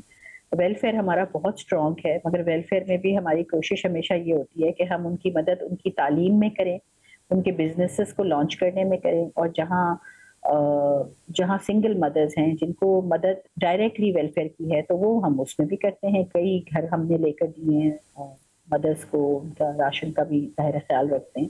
लेकिन जहाँ हमें लगता है कि एक औरत या एक घराना अपने पाँव पे खड़ा हो सकता है, तो वहाँ हमारी कोशिश यही होती है कि हम उनको free training, skill based trainings provide करें, और फिर उसके बाद कभी कभार सीड मनी दी जाती है उनको ताकि वो अपना काम शुरू कर सकें। तो हमने तो देखा है, मैंने तो अपने तजुर्बे में देखा है कि सिंगल मदर्स तो माशाल्लाह बहुत जल्दी पिकअप करती हैं और अपने पाँव पे खड़ी हो जाती हैं। तो एक तो ये तरीका है। और सोशल इमोशनल तो हमारा काम ही यही है। हमारे अपने इदारे के अंदर मेंटल हेल्थ डिपार्टमेंट है, साइकोलॉजिस्ट, थेरेपिस्ट, काउंसलर्स हमारे पास मौजूद है, और पूरा स्कूल का सिस्टम ही जो हमारी पेडागोजी है या करिकुलम है वो इमर्स्ड है मेंटल हेल्थ के अवेयरनेस में हमारा लेंस ही मेंटल हेल्थ है। तो अगर आप वॉक इन करके हमारे स्कूल में आएंगे और अगर किसी क्लासरूम में आपने कोई एक्टिविटी देखी तो शायद आप समझेंगे कि कोई आर्ट एक्टिविटी हो रही है, मगर ऐसा नहीं है। साइंटिफिकली हम उसको मेंटल हेल्थ डिपार्टमेंट से वेट करवाते हैं। वो सिर्फ एक्टिविटी नहीं होती बल्कि वो इंटरवेंशन होता है। वो बच्चे जो ज़िंदगी में तकलीफ से गुजरे हैं या स्कार हुए हैं या किसी ट्रॉमा से गुजरे हैं या जिन्होंने बहुत वायलेंस देखा है, अग्रेसिव हैं या बहुत ही ज़्यादा गुमसुम हैं, अपने अंदर होल में बंद हैं, तो उनके साथ फिर इंटरवेंशंस की जाती हैं। तो विद इन 2-3 ईयर्स ही उनमें इतनी तब्दीली आ जाती है कि वो कंट्रीब्यूटिंग पीपल बन जाते हैं, वो माशरे की तरफ से पॉजिटिव हो जाते हैं। माँ बाप चेंज होते हैं तो पूरा घराना चेंज हो जाता है। तो हमारा तालीम का जो तरीका है वो 360 डिग्रीज है। हर तरफ से हम एक पेरेंट और उसके बच्चे को होलिस्टिकली ट्रीट करते हैं। और यही वजह है कि 18 साल में हमने बहुत ज़्यादा एक्सपैंड नहीं किया है, क्योंकि हमारा स्कूल जो है वो इतना डीप रूटेड है बच्चों के और माँ बाप के सोशल इमोशनल हालात पर, वेलफेयर पर, उनकी मेंटल हेल्थ पे, कि हम इसीलिए बहुत जल्दी रेप्लिकेट नहीं कर रहे हैं। आई बिलीव कि हर बच्चा और हर पेरेंट खुद एक बजाते खुद एक इंस्टीट्यूट है। उसको वक्त की ज़रूरत है और उसको हमें तवज्जो देने की ज़रूरत है। बिल्कुल सबीना, जो काम आप कर रही हैं, लोगों के फलाह के लिए काम कर रही हैं, बहुत अच्छा काम है। पाकिस्तान में और भी बहुत सारे लोग जब ये काम कर रहे होते हैं तो हमें बहुत अच्छा लगता है उसको हाईलाइट करते हुए, लेकिन डेफिनेटली आपको भी एक सपोर्ट की ज़रूरत है, क्योंकि हम सब मिलकर ही इस काम को आगे बढ़ा सकते हैं। तो अगर कोई इस फाउंडेशन को डोनेट करना चाहता है तो उसका क्या तरीकाकार है? बहुत सिंपल तरीका है। हम रजिस्टर्ड हैं इन द सोसाइटीज़ एक्ट, हम EAD अप्रूव्ड हैं, यानी हमें दुनिया के कहीं किसी भी हिस्से से फंड्स आ सकते हैं। हम PCP अप्रूव्ड हैं और हम USA में भी रजिस्टर्ड हैं। वेबसाइट पे हमारा डोनेट का ऑप्शन भी है, डायरेक्टली हमारे बैंक्स में भी डोनेट कर सकते हैं। हमारे तकरीबन 6 से 7 बैंक अकाउंट्स हैं। मुख्तलिफ प्रोजेक्ट्स के लिहाज से स्पेसिफाइड डोनेशन भी लोग दे सकते हैं, नॉन स्पेसिफाइड डोनेशन भी दे सकते हैं कि ओपन रहें कि वो हमें डोनेट करें और हम खुद डिसाइड करें कहाँ पैसा अप्लाई करें। हम ज़कात कंप्लाइंट भी हैं, तो ज़कात अगर वो हमें भेजते हैं तो हमारा पूरा एक सिस्टम है, मुफ्ती साहब से हम रजिस्टर्ड हैं, तो हम ज़कात फिर उसी ज़ुमरे में लगाते हैं। नॉन ज़कात आता है तो फिर हम नॉन मुस्लिम्स को भी हेल्प कर सकते हैं, और कुछ ऐसे एरियाज़ जहाँ जैसे बिल्डिंग्स बनाना या कंस्ट्रक्शन है या कोई सेटअप है उसमें फिर नॉन ज़कात लगता है। तो डोनेट करना तो बहुत इजी है, वेबसाइट पे सारी इन्फॉर्मेशन मौजूद है और लोग जो डायरेक्टली कांटेक्ट करते हैं उनको हम अपने बैंक अकाउंट्स बता देते हैं। बहुत शुक्रिया सबीना खत्री साहिबा, बहुत शुक्रिया। बड़ा अच्छा लगा आपके सफ़र से मुतल्लिक जानकर, और कोई भी अगर डोनेट करना चाहता है सदकात, ज़कात, तो आपने तरीक़ेकार भी शेयर कर दिया है। एक ब्रेक की तरफ हम बढ़ने रमज़ान और हम में, स्टे विद अस।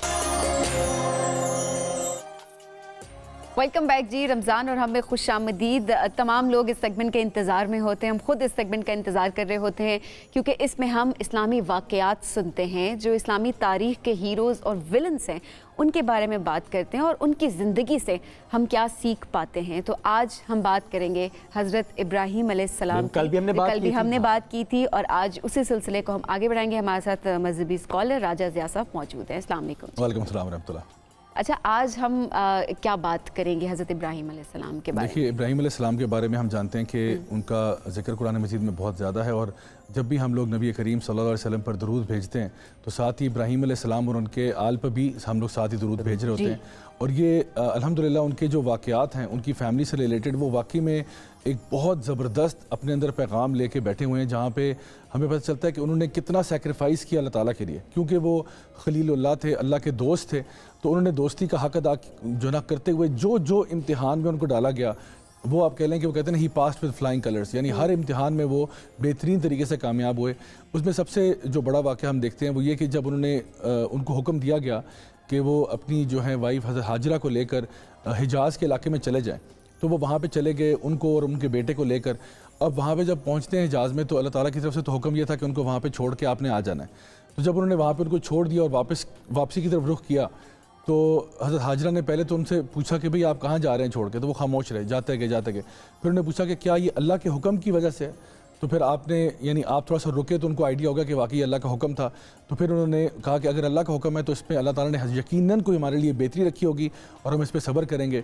तो वहाँ पे फिर पता चलता है कि जब वो इस्माइल अलैहिस्सलाम जो उनका पाँव ज़मीन के साथ रगड़ा, वहाँ पे आब ज़मज़म निकला, और वो सारी जो बस्ती है जिसके लिए उन्होंने दुआ की थी कि अल्लाह इस बस्ती के अंदर ऐसी खैर का मामला करना कि इनके अंदर यहाँ पे फ्रूट्स भी आते रहें, ये लोग नमाज कायम करने वाले हों। तो अल्हम्दुलिल्लाह उनकी दुआ का नतीजा ये कि आप देखें कि वैसे अरब इलाका जो है वो एक बैरन लैंड है, वहाँ पे सिवाय खजूर के और कोई चीज़ उगती नहीं है वहाँ पे। तो लेकिन अगर आप अभी जाके वहाँ देखें, कभी आप उम्रा के लिए जाएँ, हज के लिए जाएँ, तो कौन सा ऐसा फल है जो वहाँ नहीं मिलता? फल वहाँ मिलता है जी, पूरी दुनिया का सप्लाई वहाँ पे आती है, और फिर लोग वहाँ पे जौक दर जौक नमाज पढ़ने के लिए आते हैं। इतनी हमारी बाइस सादत बात है। और ख़ास तौर पे मक्का के अंदर, यानी वहाँ पे मस्जिद हराम के अंदर नमाज पढ़ना जो है वो हदीस में आता है 1 लाख नमाजों के बराबर है। वहाँ पर इब्राहीम अलैहिस्सलाम ने आके फिर वापस आके काबा की तामीर की, काबा को उस बुनियादों पे खड़ा किया इस्माइल अलैहिस्सलाम के साथ, और साथ साथ ये दुआ करते रहे, रब्बना तक़ब्बल मिन्ना इन्नका अंतस समीउल अलीम, कि या अल्लाह इतनी मेहनत करने के बाद, यानी हुक्म भी अल्लाह का कि काम जो तुमने करना है वो सब करने के बावजूद अल्लाह से कह रहे हैं या अल्लाह बस हमसे कबूल फरमा लेना, हमसे कबूल फरमा लेना। तो आप देखें कि कोई भी काम अगर अल्लाह की बारगाह में कबूल हो जाए तो अल्लाह ताला फरमाते हैं कुरान मजीद में कि अल्लाह ताला मुत्तकीन से कबूल फरमाता है, और जो मुत्तकीन है उनके बारे में फरमाता है इन्ना लिल मुत्तकीन मफाज़ा, मुत्तकीन जो है वो कामयाबी की जगह पर होंगे, उनके लिए हमेशा खैर का मामला होगा। तो एक तो बहुत बड़ा वाक़या जो हमें नज़र आता है सैक्रिफाइस का वो ये है, और दूसरा वाक़या जो मैं समझता हूँ कि हम हर साल उसको दोहराते भी हैं, हर साल उसको याद भी करते हैं, लेकिन शायद उसके एसेंस पर गौर करना मैं समझता हूँ बहुत ज़रूरी है कि जहाँ पर अल्लाह ताला अब इस्माइल अलैहिस्सलाम जब थोड़े से बड़े हो जाते हैं, तकरीबन आप कह लो 5 से 6 साल की उम्र है, यानी अल्लाह ताला फरमाते हैं कि जब वो दौड़ने के काबिल हो गया, चलना फिरना शुरू हो गया। सो मैं अगर पर्सनली आपको बताऊँ ना तो मुझे छोटे बेबीज जो है ना उनको हैंडल करना नहीं आता, to be very honest, because वो बहुत डेलिकेट होते हैं, फ्रेजाइल्स होते हैं, मुझे लगता है कि मेरे हाथों में टूट ही ना जाए, ऐसी फिक्र आ रही होती है। लेकिन जब थोड़ा सा बच्चा बड़ा होता है ना, लाइक लेट्स से 1 ईयर का हो जाता है या फिर आप उससे खेलते हैं, फिर बहुत मजा आता है, फिर kids are very enjoyable, and then as they grow up like 2-3 साल के, फिर वो आपसे बातें करते हैं, मजे मजे कहानियां सुनाते हैं ना जी, तो फिर वो ना they become so beloved to you, right, मतलब बहुत आपकी ना यानी मोहब्बत का मरकज बन जाते हैं। तो अब ये उस एज में इस्माइल अलैहिस्सलाम है, यानी उस एज में है जब वो अपने बाप के फरमाबरदार भी हैं, हर बात मानते भी हैं, ऊपर से खुश शक्ल भी हैं। तो देखिए एक बच्चा अगर देखने में भी प्यारा हो, अपने कामों में भी प्यारा हो, फरमाबरदार भी हो, और इतना नेक बच्चा हो, और आपको हुक्म आ रहा है अल्लाह की तरफ से कि अब इसको कुर्बान कर दो, अब इसको कुर्बान कर दो।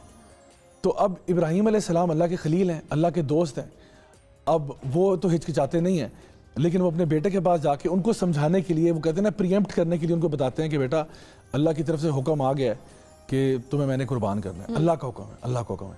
तो इस्माइल अलैहिस्सलाम भी इतने फरमाबरदार हैं कि ये कहते हैं कि अब्बू जो हुक्म आपको आया ना, आप बिल्कुल परेशान मत हो, आप वो कर गुजरें, आप वो कर गुजरें, यानी बच्चे की फरमाबरदारी का आलम देखें। अब सोचें कि इब्राहीम अलैहिस्सलाम उनको ऑल्टर के ऊपर पत्थर पर लटा देते हैं, आपके हाथ में छुरी है, अब छुरी लेके आ गए, आपने आंखें बंद की हैं और उनकी गर्दन पर छुरी रखी है और पढ़ा बिस्मिल्लाह अल्लाहु अकबर करके आपने ज़िबा कर दिया, ठीक है। जब आप आंख खोलते हो तो देखते हो वहाँ पे तो बच्चा ही गायब है, वहाँ पे तो एक दुम्बा है जिसको आपने अभी यानी ज़िबा किया अल्लाह के नाम लेके। तो इसके बारे में इब्न अल क़य्यिम रहमतुल्लाह बहुत बड़े आलिम दीन गुजरे हैं, वो कहते हैं कि अल्लाह ताला का ये मकसद हरगिज़ नहीं था कि इब्राहीम अलैहिस्सलाम अपने जिगर के टुकड़े को, अपने प्यारे बेटे को कत्ल कर देते, ये बिल्कुल मकसद नहीं था। मकसद ये था कि दिल में उनको ज़िबा कर दिया जाता ताकि मोहब्बत अल्लाह की रह जाती, यानी कि अपने दिल में अल्लाह ताला इज़ नंबर 1, यानी हमारी औलाद नहीं, कोई यानी हमें जो सबसे बड़ा लेसन मिलता है ना वो ये है कि Allah should always be your priority number 1। यानी जब हम कहते हैं ना अल्लाह अकबर, अल्लाह सबसे बड़ा है, तो अल्लाह मेरे माँ बाप से बड़ा है, अल्लाह मेरे बहन भाइयों से बड़ा है, मेरे बाल बच्चों से बड़ा है, मेरी जॉब से बड़ा है, मेरे बिजनेस से बड़ा है, अल्लाह अकबर, अल्लाह सबसे बड़ा है। तो आई थिंक ये जो स्टोरीज ऑफ द प्रॉफिट्स हम पढ़ते हैं, ये इसमें बहुत सारे लेसन्स हैं, अगर आप इसके ऊपर गौर करें, फिक्र करें, तो इसमें बहुत कुछ सोचने को मिलता है इंसान को कि वो अपनी लाइफ को कैसे इंप्रूव कर सकता है और अपना रिलेशनशिप अल्लाह ताला से बेहतर कैसे कर सकता है। बिल्कुल जो हम सीख रहे हैं इन वाक़यात से, बिलखुसूस हज़रत इब्राहीम अलैहिस्सलाम और हज़रत इस्माईल अलैहिस्सलाम से, जज्बा ईसार, इसी की कमी नज़र आती है माशरे में इस वक्त। देखिए अगर आप अपने इर्द गिर्द ज़रा नज़र दौड़ाएँ, हम तो वो सहाबा के वाक़यात पढ़ते हैं कि जहाँ पर एक जंग के मौका पर एक के पास पानी लेके आते हैं तो कहते हैं जी मुझे नहीं मेरे भाई को दे दो, भाई को पिला दो। दूसरे कहते हैं नहीं मुझे नहीं मेरे भाई को दे दो, तो वो एक के पास जाते हैं, उनका इंतकाल हो गया, इनके पास आया इनका हो गया, इनके पास आया इनका हो गया। तो ये जो है ना अपनी सहूलत को, अपनी आराम को, अपनी आसाइश को गिव अप कर देना दूसरे के लिए। देखिए लोग बहुत बात करते हैं ह्यूमैनिटेरियनिज्म की कि जी ह्यूमन राइट्स हैं, ह्यूमन राइट्स हैं।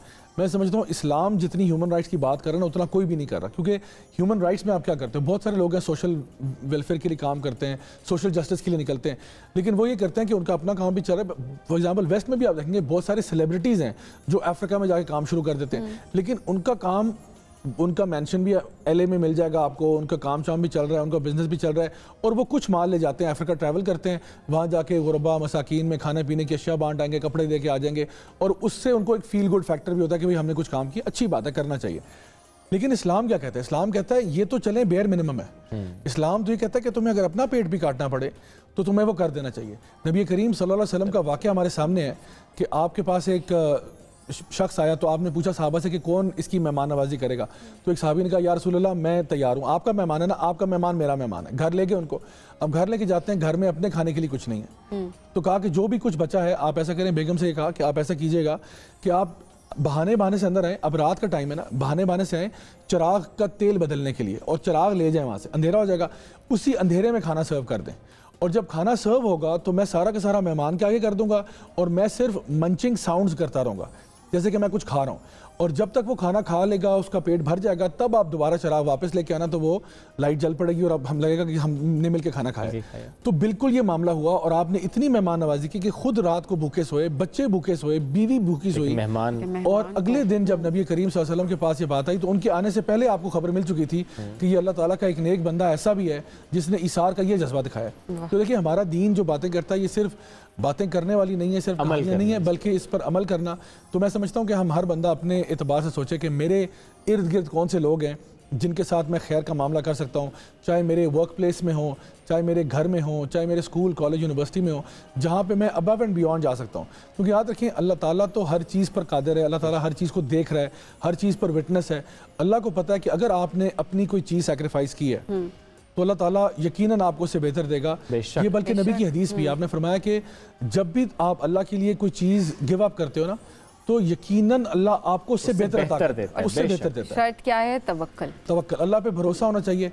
देखिए अल्लाह ताला, हम अक्सर कहते हैं अल्लाह ताला हमारी माओं से ज़्यादा मोहब्बत करता है, यकीनन ये बात सच है। तो इसलिए अब जब ये बात है तो फिर कैसे हो सकता है कि अल्लाह आपके साथ ज़्यादती करे?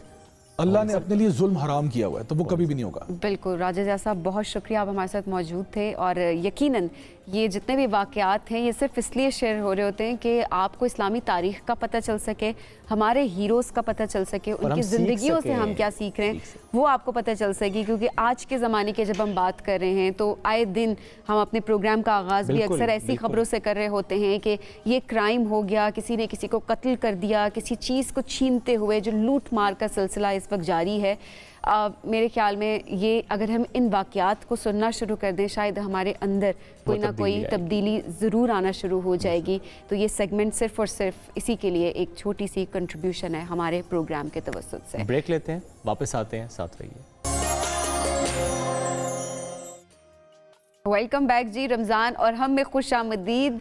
अब वो सेगमेंट है हमारा जिसमें हम जो मुस्लिम ममालिक हैं उनके बारे में बात करते हैं। एक मुल्क हम चूज़ करते हैं और उसके 10 इंटरेस्टिंग फैक्ट्स आपके सामने रखते हैं, और आप लोगों की तरफ से जो फीडबैक आ रहा होता है बहुत अच्छा होता है।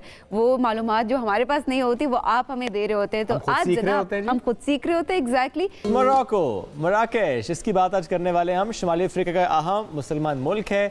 आपने विजुअल देखा कितना खूबसूरत, इसीलिए हम कह सकते हैं टूरिस्ट डेस्टिनेशन यहाँ पे बहुत ज़्यादा हैं। पुरकशिश पहाड़ हैं, और एंड पे जो खाने थे ना टेम्पटेटिंग थे, और हर सयाह को गर्विदा बना लेते हैं वहाँ के खाने, वहाँ के नज़ारे, और इसीलिए इसे कहते हैं जी सयाहों की जन्नत। अच्छा, एक फैक्ट है यहाँ का, बिल्लियाँ बड़ी खुश होती हैं यहाँ पर, तो ये हम पूछेंगे भी खुरम-ए-लाई से कि बिल्लियाँ इतना खुश क्यों होती हैं। खुरम-ए-लाई साथ मौजूद है। अस्सलाम वालेकुम जी, कैसे हैं आप? आप खैरियत से हैं? अल्हम्दुलिल्लाह। आप लोगों ने बिल्कुल ठीक है, ये सेहत की जन्नत तो है ही है। जो मोरक्को के अपने रहने वाले लोग हैं उनमें तकरीबन 20% आबादी सेहत से जुड़ी हुई है, यानी कि उनका प्रोफेशन जो है वो टूरिस्ट सर्विसेज में तकरीबन 1 करोड़ लोग जो हैं वो इस काम से जुड़े हुए हैं। और इसके अलावा सिर्फ इसी काम से नहीं जुड़े, उसके अलावा वो एक और काम से जुड़े हुए हैं, और वो है कि वो मोबाइल बहुत यूज़ करते हैं। अच्छा, अगर पाकिस्तानियों से ज़्यादा? पाकिस्तानियों से इस तरह ज़्यादा कि आबादी के तनासुब में ज़्यादा। उनकी पूरी आबादी के तकरीबन समझ लें अगर 3.5 करोड़ है तो 4.4 करोड़ सेल फोन्स हैं आबादी से ज़्यादा। जी बिल्कुल। अच्छा, पाकिस्तान में कितने होंगे अगर आप गेस करें? पाकिस्तान में 18-19 करोड़। आपका जवाब बिल्कुल दुरुस्त है। 17 से 19 करोड़ के दरमियान। और आप सोचिए कि बच्चों तक भी फ़ोन पहुंच गया। और दूसरी बात, कई लोग 2-2 फ़ोन यूज़ करते हैं, कई लोग 3-3 सिम्स रखी हुई हैं। तो अगर उस तरह देखा जाए तो मोरक्को बहुत फॉरवर्ड लुकिंग है। और टूरिस्ट हैं तो जदीद टूरिज़म में आईटी का बहुत अहम काम है। इस हवाले से आबादी से भी ज़्यादा सेल फोन्स जो हैं वो मोरक्को में है। और पाकिस्तान में तकरीबन 19 करोड़ सेलफोन यूजर्स हैं, लेकिन हमारी आबादी उससे काफ़ी ज़्यादा है। बिल्कुल ठीक है, चलिए तो हम बात करें। लेकिन बिल्लियाँ क्यों खुश होती हैं? अच्छा, मुस्लिम तहजीब में मैंने कई ममालिक में इसको कवर करना है। तुर्की में भी आप जानते हैं और मोरक्को में भी आप जानते हैं। उसकी वजह यह है कि मुस्लिम तहजीब में कबूतरों के लिए एक ख़ास मोहब्बत आप जानते हैं कि मकबरों के ऊपर भी उनको रहने की इजाज़त होती है। तो ऐसी बिल्लियों को भी साफ़ समझा जाता है। मोरक्को में भी हम अभी बात करेंगे कि इंतहाई मुस्लिम तहजीब का अहम मुल्क है। इसी हवाले से बिल्लियों के लिए एक ज़रा ख़ास जगह है। और जैसे मुस्लिम तहजीब, बिल्लियों को कोई बुली नहीं कर सकता। बिल्लियों को कोई बुली नहीं कर सकता। वैसे हमारे यहाँ तो कुत्तों के यहाँ का भी बहुत अदब है। हम साबे काफ के बारे से जानते हैं, बुल्ले शाह का राती जागन करन आबादत राती जागन कुत्ते, लेकिन जानदार है। लेकिन वो जो पाकी पलीती की वजह से बिल्लियों के लिए ख़ास मोहब्बत की जगह हमारे यहाँ मौजूद है। अब मोहब्बत की बात आपने की, मोरक्को में अगर किसी ने इजहार कर मोहब्बत का तो अंदाज क्या होता है? तो वो कहेगा कतरा खूने जिगर जो सिल को बनाता है दिल। हमारे यहाँ मोहब्बत दिल से जुड़ी है, वहाँ जो है वो जिगर से जुड़ी है। अच्छा, इस पे थोड़ा सा हम फर्क कर लें। मोहब्बत जो है वो दिल में होती है, जज्बा जो है पैशन वो जिगर में होता है। अच्छा, कहते हैं मेरे जिगर का टोटा। हाँ, हाँ, हम भी कहते हैं ना, हम भी कहते हैं। आपने बिल्कुल दुरुस्त कहा। लेकिन अगर हम प्योर वेस्ट में चले जाएं तो वहाँ पे मोहब्बत दिल में है, लेकिन जज्बा जिगर में, जज्बा जिगर में। मोरक्को में मोहब्बत भी जिगर में है। तो खैर हमारे यहाँ भी बड़े बड़े मशहूर शेर हैं। हम अगर हार्ट्स बनाते हैं तो वो जिगर बनाते हैं। और सोचो मुश्किल कितना। अच्छा, हार्ट बनाने की बड़ी वजह यही है कि उसमें वो जो 2 हिस्से आते हैं, तो एक हिस्सा आपका, एक हमारा, यानी कि दिल मेरा है, रहाइशगाह आपकी है। तो वो जो हम सिंबल बनाते हैं असल में सोचिए अगर हम दिल खुद देखे तो परेशान हो जाइए। मैं सोचें सभी ने अगर हम मोरक्को में रह रहे हो तो वो जिगर बनाना कितना मुश्किल, जिगर बनाना पड़ेगा हमें। खैर हमारे यहाँ भी बहुत अच्छे शायर हैं। एक शेर मुझे बहुत पसंद है। आन दलीप मिल के करें आहुजारियां, तू हाय गुल पुकार मैं चलाऊं हाय दिल। लेकिन अगर आपने मोरक्को में ये करना होगा तो आपको जिगर का इस्तेमाल करना है। हाय जिगर, हाय जिगर। लेकिन अल्लामा ने भी जो कहा ना, कतरा खूने जिगर जो सिल को बनाता है दिल, तो जिगर ही दिल को ताकतवर करता है। जज्बा ही दिल को मोहब्बत के लिए काबिल इस्तेमाल बनाता है भाई। तो वो एक बहुत आम बात है। अच्छा, मोरक्को की कोई हिस्ट्री के तारीख के बारे में हमें बताएं। जिब्राल्टर, भाई वो यहीं से नजर आ जाता है। मतलब इसका हिस्सा नहीं है लेकिन वो यहाँ से नजर आ जाता है। 15 मील के फासले पे तारिक बिन ज़ियाद। और जब उन्होंने देखा कि मेरी फौज घबरा रही है, मेरे सिपाही घबरा रहे हैं, तो उनके जिगर को, उनके खूनों को गरमाने के लिए उन्होंने कहा कि कश्तियों को आग लगा दो। उम्मीद की सबसे बुरी बात ये होती है कि ये उम्मीद होती है, हकीकत नहीं होती। एतबारी होती है, हकीकी नहीं होती। तो उन्होंने कहा हर उम्मीद जला दो कि तुम लोग वापस जा ना सको। तो जिब्राल्टर नाम भी फिर तारिक बिन ज़ियाद पर ही डला, तो उसकी बड़ी वजह यही थी। तो मोरक्को एक मुस्लिम मुल्क है, जहाँ से रहते हुए आप स्पेन की उस पहाड़ी को देख सकते हैं। आज भी 1000 मुसलमान वहाँ पर मौजूद हैं और लोग साइट सीइंग करते हैं। क्लियर डे हो तो आप जिब्राल्टर देख सकते हैं मोरक्को से। और लेकिन इसके अलावा बहुत गर्म मुल्क है, तो साइट सीइंग के लिए सारा साल ही साइट सीइंग आप कर सकते हैं। उस टोपी बड़ी हो, सन ब्लॉक लगाया हो।